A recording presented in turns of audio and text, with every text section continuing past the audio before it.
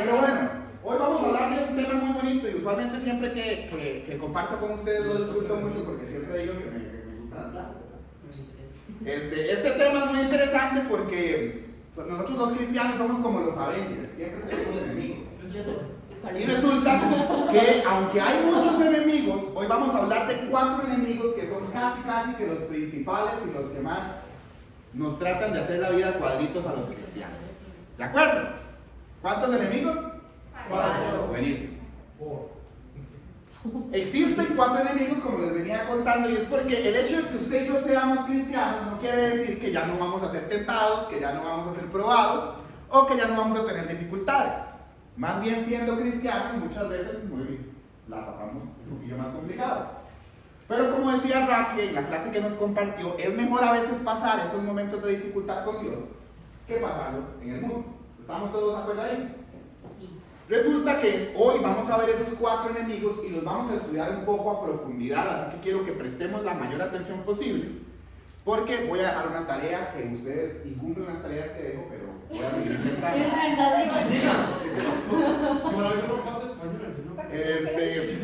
Las 4 enemigos principales, quiero que lo repitamos todos juntos: Satanás y sus demonios, la carne, el mundo y yo mismo. Y yo lo pondría al revés. Yo pondría yo mismo, pondría la carne, el mundo y Satanás y sus demonios. Y más adelante les voy a ir explicando por qué lo acomodaría. Diga conmigo: Satanás y sus demonios. Vamos a buscar Efesios 6:12, donde dice: porque no tenemos lucha contra sangre y carne, sino contra ¿quién? Contra potestades, contra gobernadores de las tinieblas de este siglo, contra huestes espirituales de maldad en las regiones celestes. El enemigo más común y el que nosotros más escuchamos mencionar, más mencionamos, es a Satanás y sus demonios. Y le damos tanto poder a Satanás y sus demonios que se nos olvida que el peor enemigo de nosotros está dentro de nosotros y somos nosotros mismos.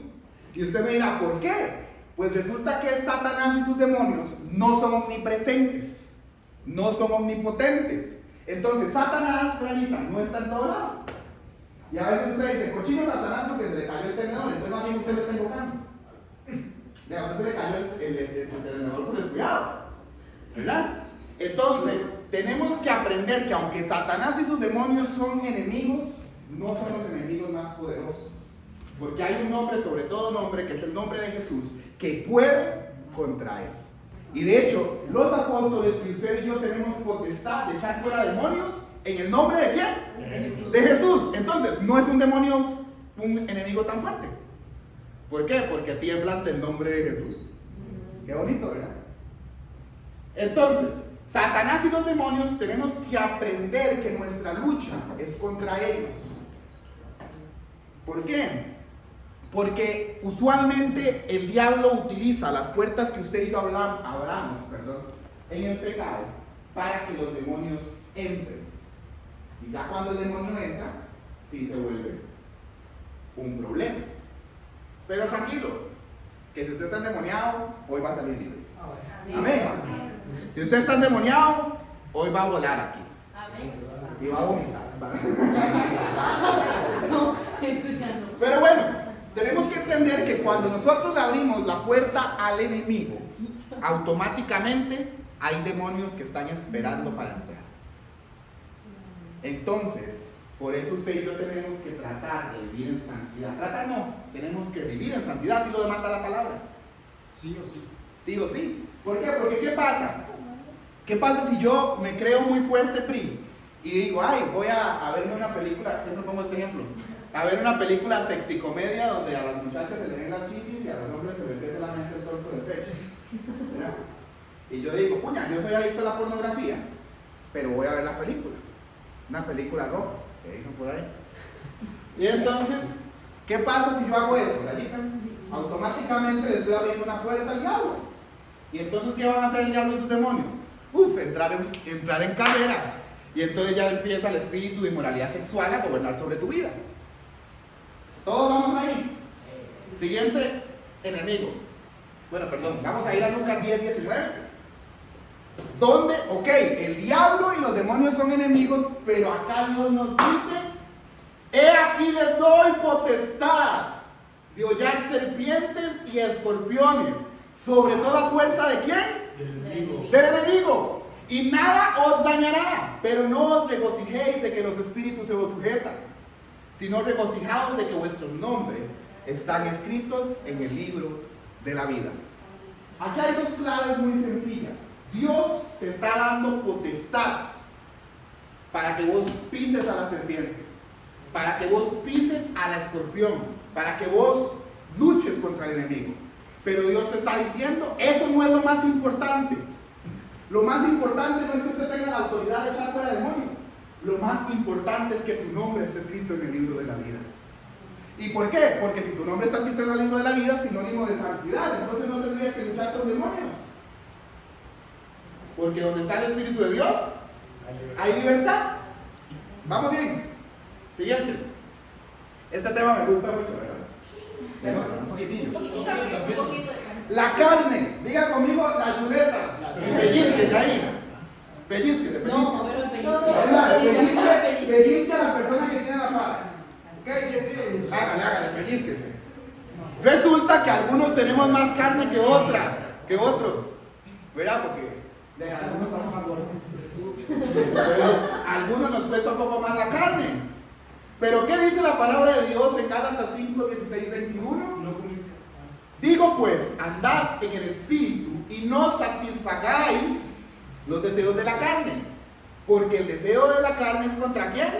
El espíritu. Y el espíritu es contra la carne, y estos se oponen entre sí. Sencillo, cuando la palabra de Dios pone espíritu con mayúscula, habla del Espíritu Santo.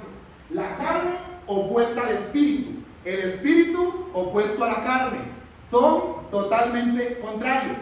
Es como cuando usted agarra un imán por el negativo y lo pone por un negativo, se repelen. Eso pasa con el espíritu y la carne. Nuestra carne siempre va a estar dispuesta a pecar, porque al cuerpo humano y a nuestros deseos nos gusta satisfacernos. Nos gusta pecar, es una naturaleza humana el pecado. ¿Por qué? Porque desde que Adán y Eva cometieron el pecado original, usted y yo nos volvimos pecadores profesionales. Pero ¿qué es lo que pasa? Que cuando usted está en Jesús, su espíritu se une al Espíritu Santo y entonces usted tiene que repeler la obra de la carne. Luego vamos al 19 y dice, y manifiestas son las obras de la carne, que son adulterio, fornicación, inmundicia, lascivia, idolatría, hechicería, enemistades, pleitos, celos, iras, contiendas, dimensión, herejía. ¿Cuál es el antónimo de enemistad? Amistad. ¿Cuál es el antónimo de celos? Confianza. Eso. ¿Cuál es el antónimo de ira? Paz. Amor. Entonces, si las obras de la carne son todas estas que yo te acabo de mencionar, ¿cuáles son las obras del Espíritu? Lo contrario. Y ahí nos vamos para Gálatas, donde dice que los frutos del Espíritu son gozo, paz, mansedumbre, bondad, templanza, dominio propio. Entonces, si usted anda por el Espíritu, capése, hágase como así. Tiene que dar fruto. ¡Pum! ¡Cabum! Si usted no da fruto del Espíritu, Anda en la cara. anda en la carne. ¿Qué ¿Le gusta? ¿Ah? Es inmundicia. Inmundicia, algo que está sucio. Y la Lascivia, pecado sexual, todo lo que tiene que ver con sexualidad. Luego, envidias, homicidios, borracheras, orgías y cosas semejantes a estas, acerca de las cuales os amonesto. Como ya os he dicho antes, que los que practican tales cosas no heredarán el reino de los cielos. ¿Pasa en la iglesia? Ahora, hay un punto importante que dice que los que practican tales cosas. Exactamente. Practicar es hacerlo con constancia. Hay un pasaje que Y aquí dice que quiero dar- practica el pecado no es de Dios. Aquí quiero dar, y voy a explicar esto que dice Don Eric porque es sumamente importante. Hay una diferencia entre ser practicante del pecado a pecar Deliberadamente. deliberadamente. A conciencia. La persona que peca a conciencia es consciente de que está pecando, por lo tanto es practicante del pecado. Pero la persona que de ahí pecó, por ejemplo, es una mala palabra, sin querer, sin ser totalmente consciente de eso, no es practicante, pero sí comete el pecado. A mi compa que le contamos como 7 malas palabras, les doy ir a comer una vez. Pero vean lo más bonito lo que dice el 24. Porque la palabra de Dios nos reprende, nos amonesta, pero nos da las herramientas. Por eso es que yo amo la palabra del Señor. ¿Por qué? Porque el 24 dice, pero los que son de Cristo han crucificado la carne con sus pasiones y deseos. Si vivimos en el Espíritu, andemos también ¿por quién? No nos hagamos vanagloriosos, irritándonos unos a otros, envidiándonos unos a otros. Si usted anda por la carne, va a vivir en la carne. Es muy sencillo. Si usted vive por el Espíritu, aprenda a vivir por el Espíritu. Amén. Y cuando usted logre vivir por el Espíritu, no sea vanaglorioso ni tampoco sea envidioso. ¿Por qué? Porque en la iglesia se da. Aquí no, en la mía no pasa eso. Eso no se ve aquí, gracias al Señor. Eso se ve allá, dame un toquecito, eso se ve allá como en Marca. En Marca hay una iglesia en donde pasa eso. Pero aquí en la miel no pasa. ¿Por qué? Porque usted está aprendiendo hoy a no hacer eso. Entonces usted no lo hace. Amén. Dígalo, Hace un tiempo escuchaba una prédica y la persona mencionaba que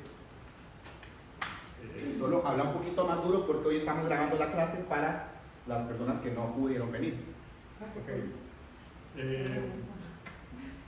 Ahorita le digo, se me perdí. Perdón. Siguiente, Pri. Dice, Satanás Se dio le cuenta que esconde. estaba haciendo el trabajo y se le perdió. Ah. Se dio cuenta que estaba haciendo el trabajo. Perdóname. Dice que Satanás le esconde a los cristianos la verdad en cuanto a la carne. Y a eso es a lo que voy. Satanás quiere ser el más poderoso. Entonces él quiere que le temamos mucho a los demonios. Pero está bien. Digamos, los demonios son malos. Pero es muy sencillo echarlos fuera. Porque se echan en el nombre de qué? De Jesús. La carne es diferente. ¿Por qué? Porque la carne es algo con lo que tenemos que lidiar todos los días. No hay aquí alguno de nosotros que no lidie con la carne. ¿Por qué? Porque la carne es el estuche que tenemos. ¿De acuerdo? Algo temporal, pero lo tenemos y tenemos que aguantárnosla. Porque a veces usted va a tener ganas de hacer lo malo. Porque las ganas de hacer lo malo no se quedan, no se quitan. Así de la noche a la mañana. Pero ¿qué es lo más importante de eso? Que si usted está sujeto al Espíritu, el Espíritu le dirá qué hacer. ¿De acuerdo? Siguiente, ¿sí? El mundo, diga conmigo, tercer enemigo, el mundo. En primera de Juan 2, del 15 al 17 dice, no améis el mundo ni las cosas que están ¿dónde? ¿Dónde? En el mundo. Si alguno ama el mundo, el amor al Padre no está en él. Porque todo lo que hay en el mundo, los deseos de la carne, los deseos de los ojos y la vanagloria de la vida, no proviene del Padre, sino del mundo. Y el mundo pasa y sus deseos, pero el que hace la voluntad de Dios permanece para siempre. Aquí primera Juan nos está diciendo algo muy importante. No améis el mundo. Y luego nos dice, el mundo es pasajero. Lo que el mundo te ofrece es pasajero, un cerrar de ojos y se fue. Pero al que hace la voluntad de Dios, permanece para siempre. Ah, pero es que somos muy majaderos. Entonces Dios nos dice, vaya para la derecha y usted va para la izquierda. O Dios le dice, no de 2 paños porque se cae ahí, pero no se dio y se lanzó de jupa. Eso es lo que pasa. Entonces jugamos muy de cristianos profesionales, como hablaba yo con Santi antes, y decimos, no, ya yo soy cristiano. El que esté firme, que mire, que no caiga. Usted y yo no tenemos que jugar con el pecado. Porque al pecado no se le confronta, al pecado se le huye. Y está el ejemplo de José. Yo a la mujer era la esposa de un rey. ¿Entonces usted cree que era fea? No, para nada. La mujer se le desnuda y José ni titubeó, salió corriendo. A José le desnuda a la mujer, le dijo, puña, soy tentado. La verdad. Pero yo no me voy a quedar ahí, no póngase la ropa y me lo voy a acercar. Tomémonos un café. Un cafecito primero, un cafecito primero. Tan sencillo como es. ¿Cómo estás? Siguiente. Juan 17:15 dice, es cristiana, pero a veces con solo verlos, por ejemplo, de alguna por ahí que dice que es cristiana, pero tiene completamente el cuerpo tatuado por todas partes. Eso es muy sencillo. Le gusta estar bebiendo cosas que no debería beber. Aquí quiero dejar algo en cuenta.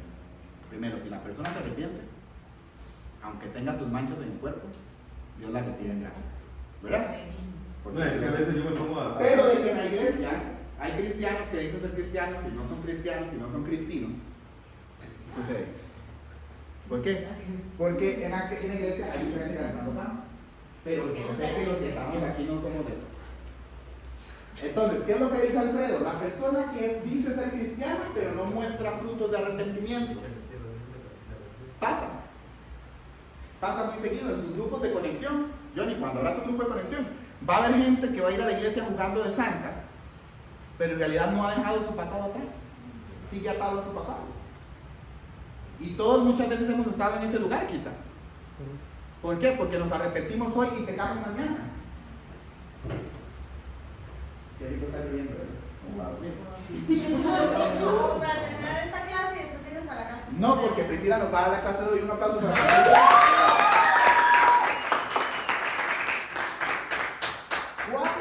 Primera de Juan 5:4 dice: porque todo lo que es nacido de Dios vence el mundo, y esta es la victoria que ha vencido al mundo, nuestra fe.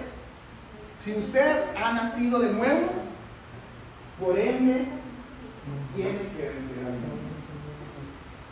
¿Y cómo se vence al mundo? No solo porque nací de nuevo, sino porque el Espíritu Santo me va a guiar a hacer lo correcto. Y he sido muy enfático en cada una de las lecciones que les he compartido, porque el Espíritu Santo guiará las cosas. Ya no vivimos bajo la ley, pero el Espíritu Santo nos redarguye de pecado. Entonces a veces usted hace algo malo y usted dice: "Uy, me equivoqué". Y créame que el humano no va a querer arrepentirse. El que te está diciendo que te equivocaste es el Espíritu Santo. Entonces ahí es donde vos buscas la humillación genuina delante de Dios y llegas a un arrepentimiento genuino. Entonces ahí es donde vencemos al mundo. ¿Por qué? Por nuestra fe. Qué bonito, ¿cierto? Siguiente. Ahora diga, y aquí viene lo más bonito de todo esto: yo mismo. Y diga: yo me llamo Dylan. Se equivocaron porque no dieron mi nombre. Ahora, repítalo usted, Johnny. Yo me llamo. ¿Cómo se llama? John. ¿Cómo se llama usted? Entonces, su yo mismo es el mejor y el peor enemigo que tenemos. Prácticamente, y es lo que me había dicho mi abuela, incluso antes de que me muriera. Prácticamente, el diablo no le pone una pistola y le dice: vaya, salte un lado. Ajá. Él nada más le da la tentación a usted, pero usted es el bicho que va ahí, brincando dos piedras hasta la mano. Estamos totalmente de acuerdo. Primera de Timoteo 4:16. Incluso Dios en su taller nos pide permiso para entrar en nosotros. No hay manera de que Satanás, que tiene menos poder, que él logre hacernos hacer algo si nosotros no estamos cediendo. Eso es todo, mira. Primera de Timoteo 4:16 dice, y repítanlo conmigo todos: 1, 2 y 3. Cuidado del inicio de la doctrina, persiste en él, pues haciendo esto te salvarás a ti mismo y a los que te viven. Ten cuidado de quién De ti mismo. y de qué. De la ¿Y doctrina. por qué tenemos que tener cuidado de nosotros mismos y de la doctrina? Porque si usted no tiene cuidado de usted mismo, va a empezar a creer en falsas doctrinas. Y cuando usted cree en falsas doctrinas, lo que usted enseña va a cambiar a la gente a caer en pecado. Esa es la fuerza del evangelio. Y por eso es tan importante que cuando vos abras un grupo de conexión, porque yo oro para que ustedes abran un grupo de conexión, que tenga que hay ministerios increíbles que Dios quiere potencializar, usted va a ser un ministro que viva en santidad, en integridad y haya podido dominar a los 4 enemigos de Cristo. Amén. No escuché que les gustara eso que les digo. Amén. Siguiente, Pri. Jeremías 37:9, y aquí hablamos de un libro profético donde dice: así ha dicho Jehová, no os engañéis a vosotros mismos diciendo: sin duda ya los caldeos se apartarán de nosotros, porque no se apartarán. No os engañéis a vosotros mismos. Y a veces la gente se dice, uy, es que yo soy muy fuerte, soy muy carga. Papi, no se engañe. Usted no es ni carga ni es fuerte. Porque al final del cabo, el único que se glorifica en medio de tu debilidad se llama Jesús. Entonces, sin Jesús, usted y yo no somos nada. Y sin el Espíritu Santo, menos. Entonces, quitémonos esa careta de querer ser todos y de querer jugar de ver important people, porque al final del cabo, el único ver important people es el Espíritu Santo. Usted y yo, sin Él, no podemos hacer absolutamente nada. Gálatas 6:7 dice otra vez, no os engañéis. Ya no dije nada. No os engañéis. Y lo que me gusta es lo que viene después del punto y la coma. Dios no puede ser burlado. Pues todo lo que el hombre sembrare, eso mismo segará. No nos engañemos. ¿Qué es lo que pasa con el yo mismo? Que me creo tan importante, me creo tan interesante, me creo tan usado por Dios, me creo tan vanaglorioso y se vuelve un yo soy muy carga, yo predico, yo hago milagros. Papi, usted no hace milagros. Es el Espíritu Santo. Es que yo predico muy chiva, hay alguien mejor que vos. Téngalo claro. Siempre y siempre se lo he dicho, ¿cierto?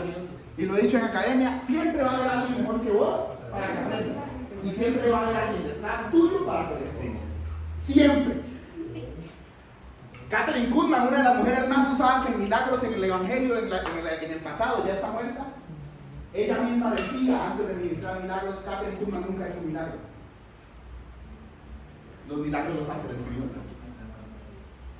Y vamos y vemos esos congresos y búsquenlo en YouTube, se llama Catherine Kuhlman, eran eventos de multitudes, donde paralíticos se levantaban, donde mudos hablaban, donde sordos oían, pero ella entendió que no podía engañarse a ella misma porque no era ella la que lo hacía, era el Espíritu Santo. ¿De acuerdo? Siguiente. Me imagino que por eso la usaba también, por la humildad. La que humildad. tenía. La humildad es algo muy importante. Dice, Porque sabía al vanaglorioso, Dios lo ve de lejos. Debe ser humilde de corazón. ¿Cómo? Ahora, yo le estoy hablando a ustedes de los cuatro enemigos. Y usted dice, ok, ya me puso usted en previsto, pero ¿cómo hago para vencerlos? Entonces, vamos a Efesios 6, 13, 18.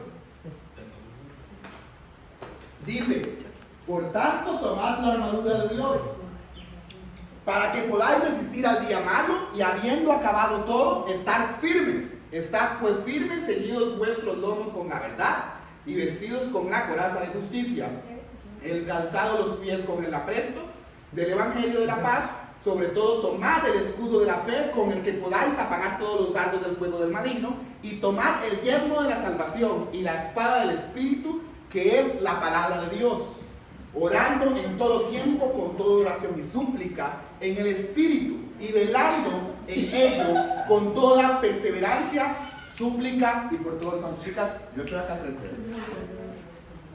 ¿De acuerdo? El respeto es importante.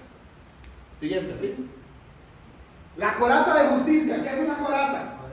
Una armadura. ¿Y a qué refleja la coraza de justicia? Actos justos practicados por el creyente. La coraza se usaba para proteger el corazón. Y vemos que en Efesios lo primero que nos manda a proteger, ¿qué es? El corazón, porque lo primero que nos pone a poner es la coraza de justicia. Y Proverbios dice, sobre toda cosa guardada, guarda el corazón. Y Jeremías nos dice, engañoso es el corazón más que todas las cosas. Entonces, ¿qué es lo que tenemos que hacer más? Guardar el corazón. Exacto. Y el que guarda el corazón lo entiende todo. Porque si usted guarda su corazón, está guardando sus emociones. Entonces, la vanagloria no va a poder atacar. La depresión no va a poder atacar. La tristeza incontrolable no va a poder atacar. De que vas a pasar momentos de debilidad, vas a pasar momentos de debilidad. Pero ¿qué es lo que pasa? Vos estás resguardando tu corazón. Amén. Primera de Juan 3, 19, 22 dice, y en esto que conocemos somos de verdad, asegurándonos nuestros corazones delante de ¿qué? De Él. Pues si nuestro corazón nos reprende, mayor que nuestro corazón es ¿quién? Dios.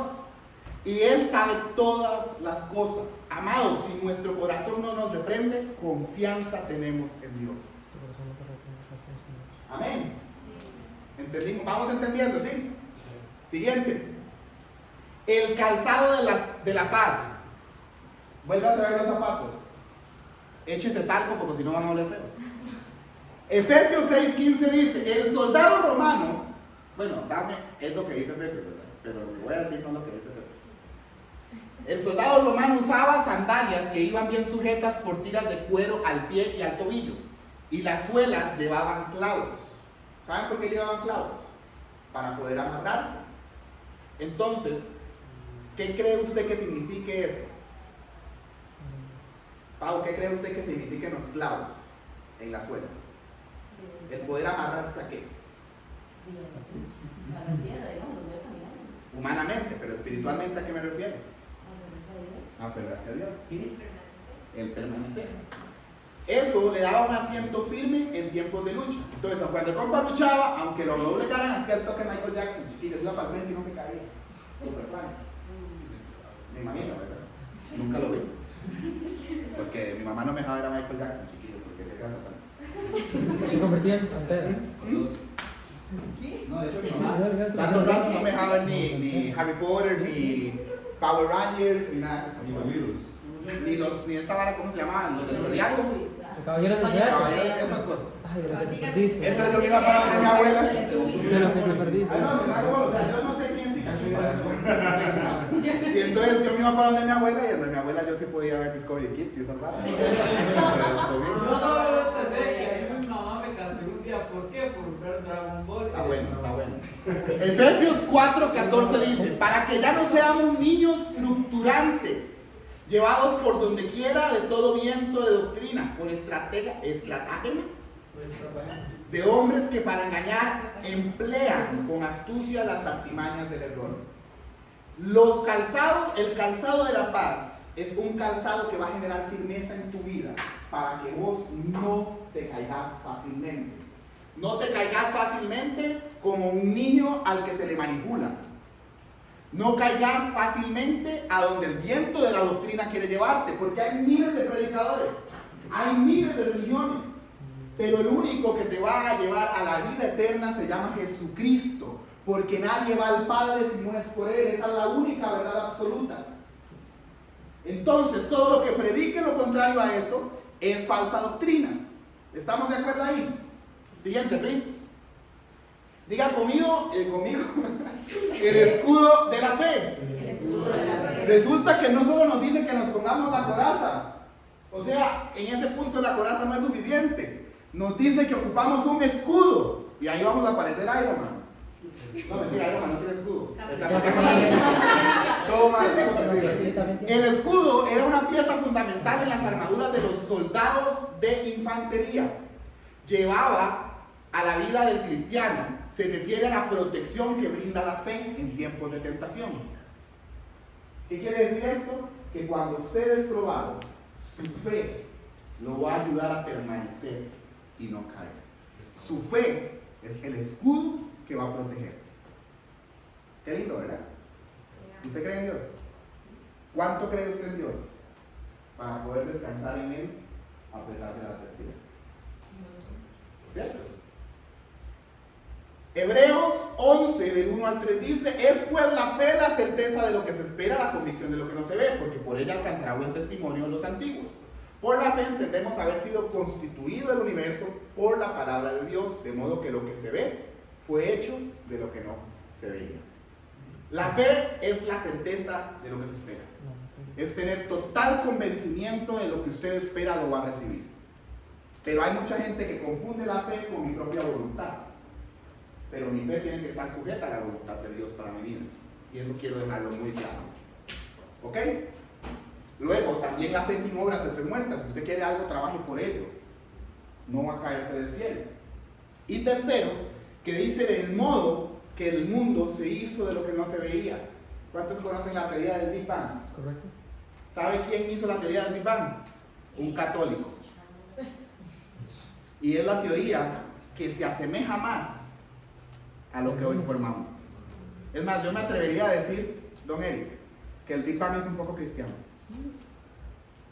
Porque sucedió una explosión donde no había nada. No, que tú sabes, pero Exacto. Entonces, la palabra, yo Es el más cercano. me imagino el Big Bang como la voz de Dios irrumpiendo al principio. La explosión que tuvo que suceder para crearlo. Según dicen en alguna investigación sobre el satélite James Webb, ¿Sí? según dicen, encontraron en las fotografías que tomaron en la galaxia, se encontraron algunas galaxias que no concuerdan lo que dice el Big Bang, del Big Bang, porque son galaxias que deberían haber surgido de hace millones de años, son como nuevas, como que surgieron de la nada. Y ahí escuché una predica de un pastor allá en Miami diciendo que esa teoría del Big Bang quedó totalmente descartada, porque hasta los científicos de James Webb se quedaron completamente sorprendidos, pero también asustados, porque el satélite ya estaba comprobando. Hay algo muy bonito de todo esto que está diciendo Alfredo, y es que la ciencia en la actualidad va a ir en contra de lo que Dios ha creado. Ahora, no estoy diciendo que la teoría del Big Bang sea 100% cierta. Igual es una teoría. Es Solo una se teoría. ciencia. Pero a lo que me refiero es que la ciencia siempre va a tratar de tergiversar lo que Dios creó. ¿Por qué? Porque la ciencia no bajó la fe. ¿No? Muy sencillo como eso. La fe es una certeza de lo que usted no está viendo. La ciencia es lo que intenta darme la certeza de lo que luego es. O sea, yo no puedo utilizar la ciencia para explicar la cosmovisión de Dios. La O sea, fe. es imposible. O sea, Es imposible. por eso cuando uno dice, no, muéstrame conciencia que Dios existe, es como agarrar un martillo para hacer encender un bombillo. O sea, estamos de acuerdo. Y contradictorios. de hecho, Johnny, para acotar algo a lo que Por estás favor. diciendo, dice la palabra de Dios que lo espiritual se discierne con el espíritu. Correcto. La carne con la carne. Entonces, un científico que no es creyente jamás va a querer aprobarte a vos la existencia de Jesús. Eso decía los primeros discipulados que la fe no era algo intelectual. Exactamente. La fe no tiene nada que ver con lo que usted sepa. Correcto. Porque la fe sobrepasa todo lo que yo puedo imaginar. Porque dígame usted, perdón, ¿cómo sucede un milagro? Hay una explicación científica para que el Señor le ponga un páncreas a alguien. Sobrenatural. A decir que haya sido una transfusión de un trasplante de órgano. Eso es lo que sucede. Dígame usted cómo una persona que está atada a la enfermedad del cáncer deja de tener cáncer sin ninguna quimioterapia. Como tal. Esa es la fe. Aquello que puede más de lo que yo puedo imaginar. Luego dice que el yermo de la salvación, y quiero que se pongan sus dos manos en la cabeza y digan conmigo que lo que entra a la cabeza no baje al corazón. Y podemos grabar un TikTok, chiquillos. Que lo que llega a la cabeza no baje al corazón. O TikTokers cristianos. Efesios 6:15 básicamente lo que nos habla del yermo, dice que era algo que protegía la cabeza y el cerebro. Esta parte, al igual que las sandalias, se refiere a la asimilación de las grandes verdades bíblicas. Como cristianos, nuestra mente va a estar constantemente bombardeada, y era algo que les explicaba yo en la clase pasada. Siempre. Cabeza desocupada, taller del diablo. Alguien por allá contó esa frase. Y tan sencillo como eso. Pero si su cabeza está llena de la palabra de Dios, de la verdad de Dios, nada de lo que el mundo te diga, nada de lo que otros te digan, va a hacer titubear tu fe. Hay una frase que a mí me gusta mucho que dice, con medida que controlo mis pensamientos, controlo mis sentimientos. Entonces yo no puedo evitar que Satanás me bombardee con pensamientos, pero sí los puedo contrarrestar con versículos, canciones cristianas. Y con medida que yo voy controlando ese pensamiento, yo ya voy sanando mi corazón, controlando lo que yo siento. Aportando algo que viene súper cercano, es una frase, curiosamente, que dice, yo no puedo evitar que los palomas vuelen sobre mi cabeza, pero sí puedo evitar que hagan nidos sobre ella. Es lo mismo. Muy bueno. Entonces ya explicamos. Siguiente. La espada del Espíritu. No, pero tenía que emocionarse. La espada del Espíritu. Qué lindo, Dios mío. Y es que Efesios nos habla de una espada. Todos sabemos que es una espada, ¿verdad? O sea, yo le digo una espada y usted se imagina ahí a alguien matando a alguien. Pero es que la espada es la única parte de toda la vestimenta que está diseñada para atacar. No sé si usted comprendió que todo lo demás era para protegerte, pero la espada está diseñada para atacar. Y quiero que le preste mucha atención a esto que te voy a decir. Todas eran defensas naturales. Se identifica la espada del Espíritu ¿con qué? ¿Y por qué? Porque la palabra de Dios es más cortante que un cuchillo de doble filo. ¿Cierto? Entonces, esa espada que vos vas a agarrar, y como lo decía Yalvin y lo decía Johnny, si vos lees la palabra de Dios vas a poder contrarrestar lo que el enemigo quiere meter en tu cabeza. Entonces, es la defensa que tú vas a utilizar, porque la espada rompe todo lo que no es verdad. ¿Por qué? Porque en su palabra está la verdad y la vida. Las bendiciones, las promesas, los consejos, las amonestaciones, la victoria prometida son el filo con el que podemos atacar la inseguridad, las tentaciones, la depresión y la ansiedad y todos aquellos pecados que nos tratan de limitar. Si usted tiene la palabra de Dios, y como hablaba yo con alguien antes, si viene un pensamiento, llevo todo pensamiento cautivo a la obediencia de Cristo y empiezo que si un enemigo me está haciendo la vida imposible, 1000 caerán a mi diestra, 1000 a mi siniestra, pero voy empoderado. Que viene la tentación y el Espíritu Santo me enseñará todas las cosas, como lo dice la palabra. Que me siento débil, Hechos dice que recibiré poder cuando haya venido sobre mí el Espíritu Santo. Agarro la palabra de Dios para lidiar con lo que venga a mí. Y son verdades reales que hacen brecha y nidito en nuestra cabeza. Y esas sí son cosas que ocupamos anidar en nuestro cerebro. Amén. Hebreos 4:12 dice: porque la palabra de Dios es viva y eficaz, y más cortante que toda espada de 2 filos, y penetra hasta partir el alma y el espíritu, las coyunturas y los tuétanos, y discierne los pensamientos y las intenciones del corazón. Usted está viendo que la espada se compara a la palabra de Dios, y que la palabra de Dios tiene toda la autoridad que dice ahí, viva y eficaz. Una vez leí una frase que decía que la Biblia es el único libro en donde el autor sigue vivo, y es porque es el único libro que tiene poder para transformar tu vida. Amén. Siguiente, Pri. Alex. Muchas gracias, esto ha sido una clase muy bonita. ¿Cuántos aprendieron bastante? Entonces, díganme cuáles eran los 4 enemigos. El mundo.